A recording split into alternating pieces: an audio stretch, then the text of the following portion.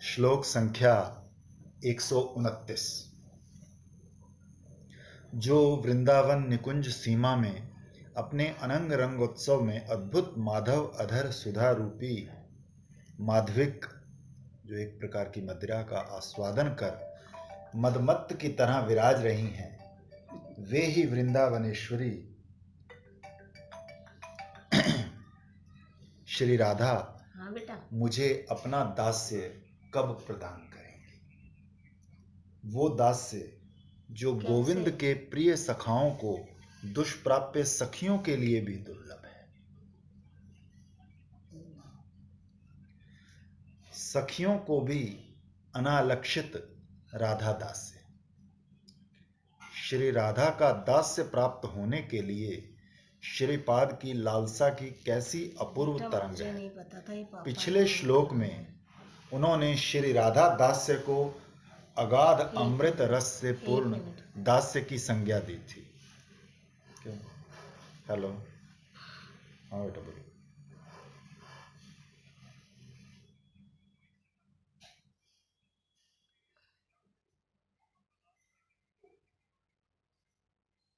अब ये बता बेटा, अब क्या करना है ये बताओ। ठीक, ओके। इसको सबसे पहले कहा था ना वहां से अपना सामान हटाए। जिसकी आत्मा को इस दास्य के मधुर आस्वादन की एक कणिका स्वप्न में भी प्राप्त हो गई है, वो भाग्यवान व्यक्ति ही इसकी सत्यता को समझ सकता है। बात ठीक है। और मेरा ये ख्याल है कि जब तक थोड़ा सा भी, कनिका ही कह रहा होगी, तो आस्वादन प्राप्त ना हो तब तक शायद अटूट निष्ठा भी नहीं होती होगी। क्योंकि हम भी 84 से लेके 92 तक रोते ही रहे। नहीं, 92 तक तो नहीं, 89, 92 में तो हम उस घर में चले गए थे। तो मतलब 5-7 साल के बाद जब जरा सा आस्वादन आया तो ही निष्ठा पक्की हुई। तो ठीक कहते हैं कि जरा सा भी साधक को आस्वादन नहीं आएगा तो क्या लेके रहेगा। लेकिन होते रहो, कुछ आस्वादन ना आए तो क्या करो। अब क्या कह रहे हैं, खराब हो गया उसका? मधुर रस के अंतर्गत भाव द्वारा सेवा, उस सुविपुल आस्वादन को व्यक्त करने योग्य भाषा और दृष्टांत का बड़ा ही अभाव है। इस विश्व के आस्वाद्य पदार्थों में अमृत ही श्रेष्ठ है, परंतु जिन्हें भगवत जन अमृत का आस्वादन प्राप्त हो गया, उन्हें स्वर्गीय अमृत, यहाँ तक कि मोक्ष अमृत तक तुच्छ से भी तुच्छ लगता है। श्री राधा दास्य का स्थान उस भजनामृत की चरम मोक्ष कक्षा। लघु कृतम साईं दयानंद गोस्वामी ने। अतः श्री राधा दास्य अमृत के साथ तुलनीय कैसे हो सकता है। फिर भी उस विपुल आस्वादन का दिग्दर्शन करते हुए श्रीपाद ने कहा है, अगाध अमृत रस भरित दास्य। अमृत आस्वाद्य होते होते जब चरम में जा पहुंचता है और जब उसका अनंत प्रवाह उमड़कर आस्वादक को अपने माधुर्य रस में चिर निमग्न कर लेता है, तब उस आस्वादन को ही अगाध अमृत रस पूर्ण कहा जा सकता है। राधा दास्य का आस्वादन वही है। इस रस जो माधुर्य का कणिका बताया गया है, कनिका तो उसका मतलब ये लगने के लिए, लगने के जो लिए कनिका है ये तो उसने पराकाष्ठा पराकाष्ठा बताया। हाँ, जो जो पूरे उसमें निमग्न हो जाओगे। हाँ, जैसे पोदार जी ने लिखा है कि व्यवहार बिल्कुल असंभव हो गया। जिधर देखता हूँ वही दिखती है, पानी पीता हूँ तो वो झलकती है, रोटी खाता हूँ तो वो झलकता है। तो पहले कम से कम इसको थोड़ा सा स्वादन हमको आ रहा है, हमारी निष्ठा है, तो इसको प्रैक्टिस तो करनी चाहिए।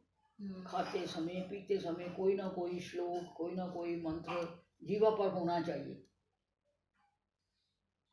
फिर लगेगा कि हम उसी में जी रहे हैं, वो धीरे धीरे अपने आप बढ़ता जाएगा। वही बात है, जो हम एक पग चले तो वो 7 पग दौड़ के आती है। ये बात इस रस माधुर्य का आस्वादन इतना लोभनीय है कि अखंड राधा माधुरी के आस्वादन के पश्चात भी श्रीमन महाप्रभु के मन में श्री राधा के दास्य भाव के माधुर्य के आस्वादन का लोभ जगा था। साक्षात परमात्मा होके भी वो राधा भाव कैसा है और राधा मेरे स्वरूप का सुख क्या भोगती है, वो लोभ नहीं किया। अखिल भक्त भाव में अवतार श्रीमन महाप्रभु की लीला में उस आस्वादन की चेष्टा भी सार्थक हुई थी।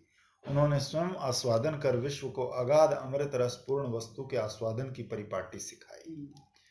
आपनी करी आस्वादने शिखाइला भक्त गणे प्रेम चिंता मणि प्रभु धनी। श्रीपाद ने इस श्लोक में भी वृंदावनेश्वरी के अगाध रसपूर्ण दास्य की प्रार्थना की है। उन्होंने स्फूर्ति में लीला के भीतर लीलामयी की दास्य माधुरी का आस्वादन किया है, तभी ऐसी सरस प्रार्थना ने जन्म लिया है। स्फूर्ति में विराम आने पर श्रीपाद बहुत आस्वादन ना भी होए तो भाव पक्का हो जाए ना कि बस यही है, तो उसमें अपने आप को विरह उत्पन्न होती रहती है, कब होगा कब होगा कब होगा। वो तो ठीक है, वो तो आस्वादन करते हैं फिर कहते हैं कब होगा। हम बिना आस्वादन के भी पोज तो कर सकते हैं। श्रीमती की कृपा से उन्हें पुनः उसी लीला की। देखो एक सेंटेंस है कि सच्चा सच्चा कोई खेले तो झूठा खेले सच्चा हो, तो हम वो तो कर सकते हैं। झूठे आंसू तो बहा सकते हैं कि झूठे तो आते नहीं आते। पेपरमेंट डालो, आएंगे नहीं, मतलब आएंगे। थोड़ी विरह तो जागनी चाहिए। नहीं, झूठे का मतलब मैं उसको फिर झूठा नहीं मानती, क्योंकि मुझे ऐसा लगता है जो आंसू आए हैं तो फिर वो तो सच्ची आएंगे। हम सोचे अभी रोने लग जाए तो नहीं आएगा ना। मैं अटला वालों को कहा करती थी ना, महाराज जी हमारा प्रेम तो है नहीं, फिर हमारा काम कैसे बनेगा। कहते नहीं, प्रेम तो है पर उतना नहीं जितना हो। वो कहते प्रेम ना होता तो पहली निशानी है कि सारी दुनिया के सुख भोग छोड़ के, मैं कहती वो हमने छोड़े नहीं, वो तो छुड़ाने वाले ने छुड़ा दिए, ऐसा कोई चमत्कार कर दिया।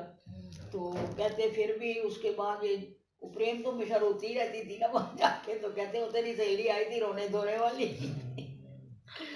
तो रोना तो आएगा, पर एक होता है ना कि हाँ भी आप सोचे कोई भी रोते ही रहे सारा दिन, वो वाला हाल नहीं होता। सुबह थोड़ा रोना आ जाए बाकी तो फिर भी ऐसे सारा दिन नहीं होता, अनुष्ठान में बड़े लंबे लंबे टाइम तक रहता है, कई कई सारा सारा दिन ही चलते रहता है, ऐसा कोई बात नहीं है।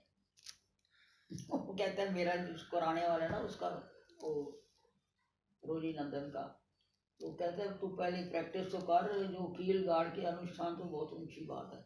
बोले को 700 मंत्र हैं वेदों में, उनमें से गोपाल मंत्र पराकाष्ठा का मंत्र है जिसको तुम सिद्ध करने की कोशिश कर रहे हो, पहले तुम बैठना तो सीखो। मैं क्या ठीक सीख भाई। प्रेम व चित्ते दूर होने पर श्री युगल का वन विहार वैसे अगर इस परिपाटी में आस्था हो जाए ना तो जरूरत नहीं है अनुष्ठानों की। मैं भी यही प्रेम सोच ज्यादा हो जाए, रोना आना शुरू हो जाएगा, पक्का हो जाए कि भाई ये दिस इज द एंड, तो अनुष्ठानों की जरूरत नहीं। हमारे गुरुजी तो कोई एनकरेज नहीं करते थे, लेकिन वो कोई मेरे जैसा कहे करूँ करूँ तो कर ले भाई, तुमको मेहनत करनी है, मैं तो जो देना था दे दिया, मैं तो तेरे को वायदा करता हूँ ये छूटा और वो मिला, अब तुम्हें नहीं विश्वास तो इसी जन्म में देखना है तो करो।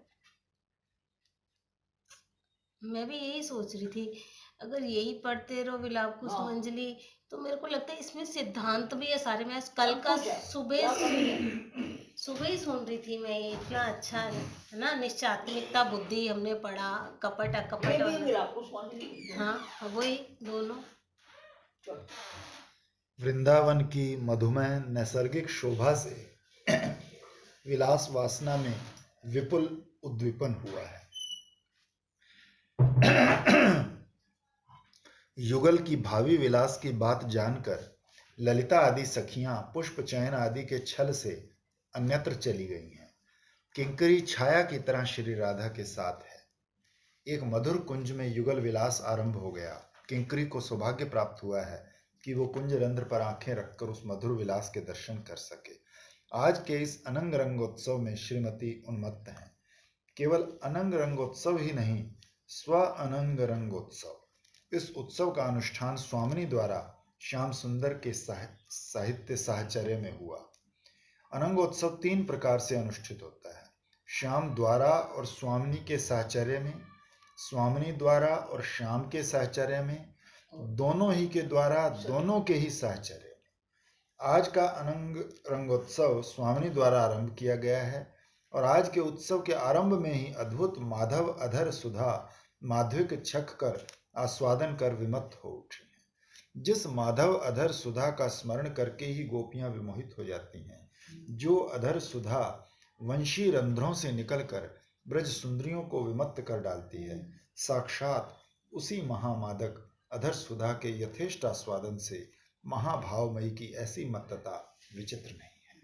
श्रीमन महाप्रभु को श्री राधा भाव में माधव अधर सुधा के असाधारण मादकता गुण की स्फूर्ति हुई थी, तो उन्होंने विलाप किया था, नागर सुन तोमार अधर चरित माताए नारीर मन जिह्वा करे आकर्षण विचारिते सब विपरीत आचुक नारिर काज कहते वासी लाज तोमार अधर बड़ धृष्टाए पुरुषे करे आकर्षण आशान अपियाइते मन अन्य रस सब पासराय सचेतन रहु दूरे अचेतन सचेतन करे तोमार अधर बड़ बाजी कर तोमार वेणु शुष्के संधन तार जन्माए इंद्रिय मन तारे आपना पियाए निरंतर अधरामृत निज स्वरे संचारिया सई बले आकर्षय त्रिजगतेर मने आमारा धर्म भय करी रही यदि धैर्य धरी तबे आमाय करे विडंबन निवि खसाए गुरु आगे लज्जा धर्म कराए त्यागे केशे धरी येन लैया जाए आनी करे तोमार दासी सुनी लोके करे हासी एमत नारी रे नाचाए। चैतन्य चरितामृत। उसी महामादक माधव अधर सुधा का सम्यक रूप से आस्वादन कर स्वामिनी मत्त है। सेवा का अवसर जानकर किंकरी कुंज में प्रविष्ट हुई है। समुचित सेवा के विषय में वो परम सुदक्ष है। अत्यधिक माधव अधर सुधा पान कर स्वामिनी को रस मोह हो गया है। किंकरी के सेवा परिपाटी के द्वारा स्वामिनी रस मोह हो गया है। स्वामिनी को की देह मन में संज्ञा लाकर उन्हें अनंग रंग उत्सव आस्वादन करने योग्य बना दिया है। कोई सम्राज्ञी किसी महोत्सव का आनंद उपभोग करने के लिए अत्यधिक मादक रस पान कर इतनी मत्त हो जाती है कि उस आनंद आस्वादन की योग्यता खो बैठती है। तब कोई सुदक्ष परिचारिका किसी प्रक्रिया विशेष द्वारा उसमें संज्ञा लाती है और उसे महोत्सव का आनंद उपभोग करने योग्य बनाती है। वेसोवेगल अटैक हो जाता होगा। एक टर्म है वेसोवेगल अटैक, एक वेगल नर्व होती है, वो जरा सी इरिटेट हो जाए ना तो जीव ऐसा लगता है जैसे खत्म हो गया। फिर वो उसका उपचार करने का, अगर कोई बाजू में पास हुए तो फिर वो उसका उपचार करता है, इधर दबाता है, ये दबाता है, तो उसको हो जाता है। तो मैं क्या वेसोवेगल अटैक हो जाता वैसे ही श्रीमती अपने अनंग रंगोत्सव और सुदक्ष किंकरी ने सरस सेवा परिपाटी द्वारा उन्हें सचेतन किया और अनंग रंगोत्सव के आस्वादन के योग्य बनाया। धन्य है किंकरी, धन्य उसकी सेवा। ललिता विशाखा आदि सखियां गोविंद के सखाओं को भी दुर्दिगम्य है, उनका यहाँ प्रवेश नहीं है, लेकिन इन सखियों को भी दुर्दिगम्य अथवा दुर्लक्ष्य है ये सेवा और ये रंगोत्सव दर्शन।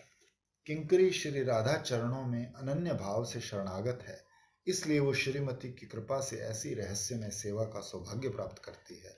यहीं पर सखियों की अपेक्षा मंजरियों की विशिष्टता है। मंजरियों को युगल की अत्यंत अंतरंग रहस्यमय लीला में निसंकोच सेवा करने का अबाध अधिकार प्राप्त है। श्री युगल इन्हें अपनी क्रीड़ा की आवेश मूर्तियों के रूप में ही अनुभव करते हैं। श्रीमती की प्राण पृष्ठ सखियां उन्हें भी जो लीला दर्शन दुर्लक्ष्य है, इसी लीला क्षेत्र में सेवा का सौभाग्य प्राप्त है किंकरी को। सहसा स्फूर्ति में विराम आ गया। श्रीमती की प्राण प्रिय सखियों को भी दुर्लक्ष्य सेवा को पाने के लिए श्रीपाद श्रीमती के पाद पद्मों में प्रार्थना करते हैं। दास्यम दास्यति मे कदानुकृपया वृंदावनाधीश्वरी। श्लोक संख्या 130। मल्लिका माला से जड़ित जिसकी चारु कवरी है, सिंदूर रेखा से उज्जवल बनी सीमंत मांग है, नवरत्नों का सुंदर तिलक है, कुंडलों से सुशोभित गंडदेश है, स्वर्ण पदक द्वारा परिशोभित ग्रीवा है, जिसका महान हार है। प्रभात सूर्य की तरह अरुण वर्ण दुकुल है। कोटि विद्युत प्रभाओं से युक्त स्मरोत्सव में उसी राधा नामक ज्योति के मैं दर्शन कर रही हूँ। स्मरोत्सव में राधाख्य ज्योति। श्रीपाद का चित्त लीला के रस में तन्मय है। अपनी स्फूर्ति में वो लीला का आस्वादन साक्षात लीला आस्वादन की तरह से ही कर रहे हैं। अनुरागी लीला सुख की स्फूर्ति कितनी सुस्पष्ट है। पकड़ने को होते हैं, पकड़ नहीं पाते, तब समझे कि ये स्फूर्ति है। पीछे श्री कृष्ण ने साक्षात ऐसा दर्शन होता दे है, दिए। जैसे आप होली खिला रहे हो तो कई बार ये भूल जाते हैं कि भी हम मन से स्मरण कर रहे हैं, यहाँ तो कुछ भी नहीं। तो जैसे पिचकारी जो तो हाथ उठ जाता है, तो हाथ उठ जाता है तो कुछ भी नहीं होता। वही श्री कृष्ण ने साक्षात दर्शन देकर कहा, मैं तुम्हारे साथ साथ ही हूं। मैंने तुम्हारी व्याकुलता की पुकार पूरी तरह सुनी है। साक्षात्कार ना हो तब भी विरही साधक अपने स्फुरण स्वप्न और स्मरण में किए दर्शन से भी प्राणों में शांति प्राप्त कर लेता है। साक्षात प्राप्ति की लालसा को सजीव बनाए रखने के लिए ही बीच बीच में स्फूर्ति में विराम आता है। तब उत्कंठा और व्याकुलता से साधक के प्राण कातर हो उठते हैं। अभीष्ट देव आड़ में छिपकर भक्त की इस उत्कंठा भरी अवस्था को देखते हैं और आनंद सागर में तैरते हैं। धीरे जब उत्कंठा बढ़ती है ना, तो फिर उसके बाद फिर धीरे हो जाता है, फिर बढ़ती है, फिर धीरे, ऐसे फिर बढ़ती पहुंचेगी ना, मरण पर्यंत पराकाष्ठा तक पहुंचेगी। ऐसे सिर्फ ऐसे ऊपर थोड़ी चढ़ जाएगी, तो ऊपर जाएगा नीचे जाएगा। अगर एकदम बढ़ जाए, वो नीचे आए ही ना, तो फिर इसका मतलब शरीरांत हो गया। क्योंकि उस शरीर का अगर सतत ध्यान रहना शुरू हो जाए तो ये शरीर टिकेगा नहीं ना, ये शरीर मर जाएगा। फिर वो आत्मा ही जिंदा रहेगी, तो फिर वो उड़ जाएगी। एक दो दिन पहले ही मरने से होता है ये। हमारे एक डॉक्टर साहब थे, प्रिंसिपल थे हमारे, वो तो वो रिटायर होके यहाँ इन्हीं के हमारे गुरु जी के शिष्य होके यहाँ रहते थे। ये जो जहाँ पर ललित की दुकान है ना, ये सारा कॉम्प्लेक्स उनकी कोठी थी। तो वो उनका नेम था रोज भागवत लेनी और बाबा के पास आकर शाम को पढ़नी। 2-3 दिन पहले वो बोले कि महाराज इतना सत्संग किया आपके साथ, मुझे कुछ याद नहीं, एक शब्द विश्वाय एक गोपाल मंत्र के अर्थ के, और मुझे अंतरिक्ष में ना लड़कियां दिखती हैं। तो सखी मंजरी लेने आ गई, 2 दिन के बाद चले। व्याकुलता सक्रिय रहे, इसीलिए तो वो सामने आकर दर्शन नहीं देते। ये बात है। साधक के चित्त मन में पूरा साक्षात्कार हो जाए तो फिर एक किस्म की आलस्य सा आ जाता है कि काम बन गया, इसीलिए वो पूरे सामने नहीं आते। अब हाथ उठाया तो अदृश्य हो गए, तो फिर नीचे आ गया, फिर हाहाकार होते कि कब अब सब पूर्ण हाहाकार है क्या, साक्षात दर्शन का। दास को स्वामी देख लो, ये इनको देख लो, मुकंद को देख लो, सबका। साधक के चित्त मन में व्याकुलता उत्कंठा जागृत कर उसे अपने चरणों में कैसे आकर्षित किया जाए, ये उनकी तरह और कोई नहीं जानता। भक्ति पथ पर साधक का प्रत्येक पदक्षेप इस अनुभूति से भरा होना चाहिए। साधक को जितना अनुभव होगा वो उसे लेकर उतना ही अग्रसर होगा और उनकी कृपा से क्रमशः विशेष अनुभूति प्राप्त होगी। ये अनुभूति ही भक्ति साधना की जीवनी शक्ति है। यदि कुछ भी अनुभव ना हो तो साधक क्या लेके रहेगा, निष्प्राण लगता है। हम लोगों के लिए आचार्य पादों का चरित्र आदर्श लक्ष्य स्थान है। वो हमारे चित्त को धीरे धीरे अंधकार में राज्य से परम प्रकाश में अनुभूति राज्य में ले जाएगा। पिछले श्लोक की स्फूर्ति प्राप्त लीला में विराम आया तो श्रीपाद रोने लगे। हा वृंदावनेश्वरी, अपना रहस्यमय दास्य कब प्रदान करोगे? तुम्हारी कृपा को छोड़ और गति नहीं। तुम लीलामयी हो। तुम्हारी कृपा से लीला माधुरी के अनुभव के माध्यम से तुम्हारा निगूढ़ दास्य प्राप्त कर धन्य हूं, यही मेरी कामना है। देखते देखते उन्हें यही लीला स्फूर्ति में प्राप्त हो गई। माधव अधर सुधा रूपी माधविक का पान कर स्वामिनी विमत्त हो गई थी। किंकरी ने अपनी सेवा निपुणता से उन्हें पुनः स्मरोत्सव माधुर्य के आस्वादन योग्य बनाया और वो कुंज के बाहर आकर कुंज रंध्र पर आंखें रखकर श्रीमती के स्मरोत्सव में रूप का आस्वादन कर रही है। विलास का अवसान हो गया है। श्री युगल विलास शैया पर उपविष्ट हैं। स्मरोत्सव कर्त्री स्वामिनी इस निरुपम उत्सव आनंद के माध्यम से अपने प्राणकांत को सुखी कर सकी है। ये जानकर उनके यानी स्वामिनी के श्रीअंग से स्वर्ण कांति धारा छलछला रही है। किंकरी देख रही है उनके श्रीअंग की कोटि विद्युत लताओं युक्त कांतिमाला ने कुंज ग्रह को उद्भासित कर डाला है। ये कांतिमाला ब्रह्म ज्योति की तरह निर्विशेष निराकार कांति मात्र नहीं है, सविशेष है। इसका नाम है, रूप है, साथ में निरुपम वेशभूषा की परिपाटी विचित्र विलास। उसका नाम रूप लीला और संभोग रस। ब्रह्म ज्योति जिनके श्रीअंग की कांति है उन्हीं स्वयं भगवान श्री कृष्ण तक को उन्मादित कर डालता है। राधाख्यम मह अर्थात उस ज्योति का नाम श्री राधा है। जिन्होंने ब्रह्म ज्योति के परम आश्रय हस्त पद आदि युक्त सविग्रह सूर्य की तरह ब्रह्म के घनीभूत प्रकाश के रूप में गीता में अर्जुन के निकट अपना परिचय दिया है, उन्हीं स्वयं भगवान श्री कृष्ण को आराधना द्वारा एकांत भाव से वशीभूत करने के कारण उनका नाम श्री राधा है। उस अपूर्व प्रेम में ज्योति का नाम स्मरोत्सव में है, जो अप्राकृत नवीन मदन है, सहज मधुरतर अपार लावण्यामृत के सिंधु हैं, अशेष चित्ताकर्षक है। वही साक्षात कर्णामृत श्याम सुंदर भी राधा की उस रूप माधुरी के दर्शन कर कंदर्प उन्माद से अधीर हो उठते हैं। इस समरोत्सव में रूप के संग के बिना शतकोटि महाभाववती ब्रज सुंदरियां भी उस स्मर ज्वाला को शांत करने में समर्थ नहीं होती। अप्राकृत नवीन मदन की ये विशाल मदन ज्वाला इस स्मरोत्सव में रूप को देखते ही शांत हो जाती है। इस राधा नामक ज्योति की वेशभूषा की परिपाटी भी अति अपूर्व है। अनंग रंगोत्सव में सुचारू कवरी चोटी में गुथी मल्लिका माला थोड़ी शिथिल हो गई है। कैसी अपूर्व शोभा है। कवरी भार सुचारू है, ये बात जितना मर्मी किंकरी जानती है उतना और कोई नहीं जानता। वो कवरी बंधन के समय कहती है, मैंने तुम्हारे केशों का कवरी भार बांधा था, देखती हूं कि श्री हरि ने रति द्वारा उसे मुक्त कर दिया है।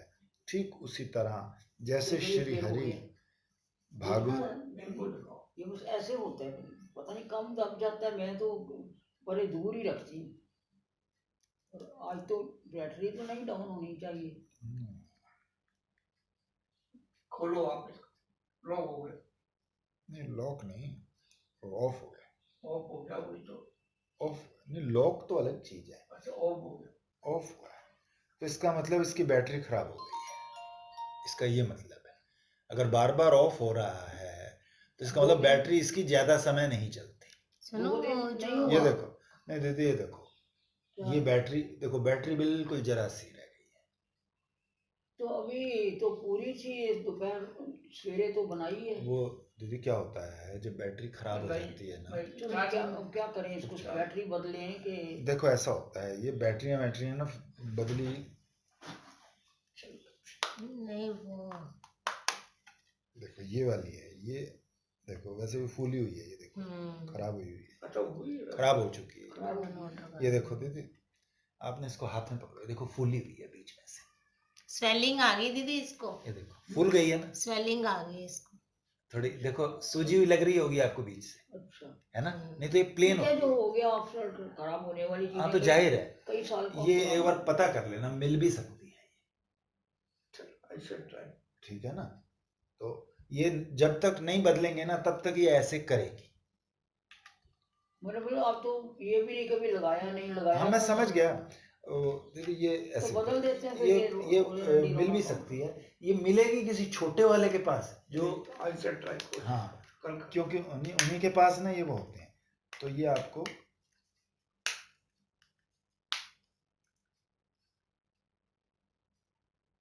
मैं तो सुना वो आपकी तक आप स्क्रीन रिचार्ज में ऐसे फोन आते तो रहते हैं। मैं देख लूंगा, एक बार बैटरी भी पता कर लो, क्योंकि फोन तो एकदम ठीक है, ये फोन ठीक है, कोई बात नहीं, बैटरी मिल भी जाती है। ऑनलाइन बैटरी बदलनी पड़ेगी। हाँ, ऑनलाइन नहीं।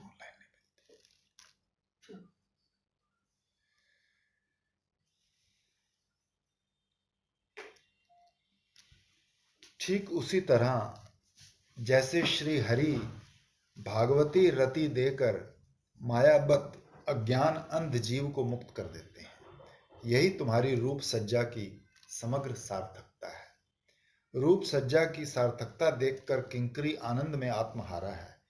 फिर इस ज्योति की मांग में सिंदूर रेखा सुशोभित है। विलास की अतिशयता में इस सिंदूर रेखा ने किंचित मर्दित होकर प्रगाढ़ अंधकार में प्रभाती अरुणिमा की सुषमा को भी पराभूत कर दिया है। फिर इस ज्योति के ललाट पर नवरत्नों का विचित्र तिलक शोभा पा रहा है। मुक्ता, माणिक्य, मणि, नीलम, गोमेद, हरिणमणि, पन्ना, मूंगा, लाल, मरकत एवं नीलकांत, इन 9 प्रकार के विभिन्न वर्णों की मणियों को नवरत्न कहा जाता है। चंदन, कुमकुम, कस्तूरी इत्यादि द्वारा उपयुक्त मणियों के वर्णों के अनुरूप नीलू का फोन, समुज्ज्वल नीलू का फोन, तिलक नीलू का रचना को नवरत्नों का उसको आना ना कर, तिलक कहा जाता है। पूछ ले क्या कहता है। ऐसे नवरत्नों के तिलक की शोभा से इस ज्योति का ललाट देश झिलमिला रहा है। कुंडलों की प्रभा से गंड देश प्रदीप्त है। स्वर्ण पदक से ग्रीवा देश परिशोभित है। महान हार अरुण वर्ण का अभिनव दुकुल सभी कुछ अपूर्व है। अप्राकृत नवीन मदन को मत कर डालता है। तभी ये रूप स्मरोत्सव में है। रूप माधुरी के दर्शन कर श्याम की कंदर्प उन्मादना की अतिशयता रहती है। प्राचुर्य के अर्थ में मटय प्रत्यय का प्रयोग हुआ है। साक्षात रस ने ही स्वामिनी को सजाया है, तभी रूप की ऐसी माधुरी है। रस विलास के अंत में स्वामिनी को कैसे सजाता है। विमर्दित कुसुम माला, अर्ध उन्मुक्त कवरी, शिथिल रत्नहार, बाह्य मृदोरोदन के साथ साथ चेहरे पर मधुर स्मित, अंतर उत्फुल्ल, विघूर्णित अलस नेत्र, मंजरी भाव के साधकों के लिए ये रस सज्जा परम ध्येय है। श्रीपाद नित्य सिद्ध परिकर हाँ, नीलू भैया राधे हैं। राधे, स्फूर्ति बोलिए। में साक्षात उसी हाँ, माधुरी बोलिए, का आपका आपकी दर्शन घंटी थी। कर रहे हैं। बिल्कुल आपने बोल करा। वो क्या कह रहे थे हम लोग का? अच्छा अच्छा मुझे अच्छा। क्या पता, अरे धूल मिट्टी गिर हाँ, गई होगी। 6:30 तक पड़ी। श्लोक संख्या 131। जो प्रेमोल्लास की सीमा, श्रृंगार रस चमत्कार वैचित्र की सीमा, सौंदर्य की सीमा, अनिर्वचनीय नव्य वयस के रूप लावण्य की सीमा है, जो लीला माधुर्य की सीमा है, निज जन के प्रति परम औदार्य वात्सल्य की सीमा है, सांख्य सौंख्य और माधुर्य की सीमा है। नहीं करी क्या मगर मैंने तो कोई घटी नहीं करी। ये अभी आया तो तू मैंने कही ना, मैंने कोई नहीं करी। वे ही श्री राधा सभी प्रकार के उत्कर्षों के साथ विराजमान। कल 10 साढ़े 10 बजे तक आ जाऊंगा मैं। श्री मैंने कल 10 साढ़े 10 बजे तक आ जाऊंगा। हाँ, वो तो उसके दोस्त के साथ आया ना, वो जो जिसके साथ चंचल आई थी एक बार मथुरा, वो मथुरा रहते हैं। ये देखो, उदारता और वात्सल्य की पराकाष्ठा निज जनों के प्रति प्रकट हुआ करती है। जिस वृत्ति से आत्मा आदि समस्त वस्तुओं का समर्पण किया जाता है उसे औदार्य कहते हैं। श्रीमती आश्रयी को प्रेम दान कर निज आत्मदान अर्थात चिर प्रेम सेवा का सौभाग्य प्रदान कर धन्य करती हैं। उन्हीं का औदार्य भाव ग्रहण करके ही श्रीमन महाप्रभु इतने उदार थे कि शत्रु मित्र सभी को निर्विशेष भाव से प्रेम दान कर जगत को धन्य कर। सब जगह यही लिखा हुआ है। ये हमने पहले कह दिया, प्राप्त करने वाली एक ही वस्तु है। कितना शास्त्र पढ़ लो, आखिर में वही कहेंगे। हाँ। कि जब तक प्रेम नहीं उत्पन्न हुआ तब तक कुछ नहीं। सभी आनंदों के ऊपर प्रेमानंद का स्थान है, बस जिसके लव मात्र के स्फुरण से ब्रह्मानंद भी तुच्छ हो जाता है। और उसी प्रेम की घनीभूत मूर्ति हैं श्री राधा, श्री साक्षात महाभाव स्वरूप। इसीलिए वो सुख की भी सीमा है। अंत में कहते हैं, श्री राधा विचित्र श्रृंगार रस कला की और केली माधुर्य की परावधि हैं। साक्षात श्रृंगार श्री कृष्ण भी जिनकी श्रृंगार रस कला की निपुणता देखकर विस्मित हो जाते हैं। किंकरी लीला में श्री कृष्ण के आस्वादन के माध्यम से इस बात को अनुभव करती है। ऐसी गुणवती श्री राधा सर्वोत्कर्ष के साथ विराज रही हैं। अखिल वेद शास्त्र एवं उपनिषदों ने जिनके उत्कर्ष की घोषणा कर अपने श्रम को सार्थक माना है, वो अखंड अद्वय ज्ञान तत्व स्वयं भगवान श्री कृष्ण भी श्री राधा के गुणों का अंत नहीं पाते। क्षुद्र जीव शक्ति उन गुणों का पार कैसे पाए। जार गुण गुणेर स्वयं कृष्ण न पान पार, तार गुण गणिबे केमने जीव झार।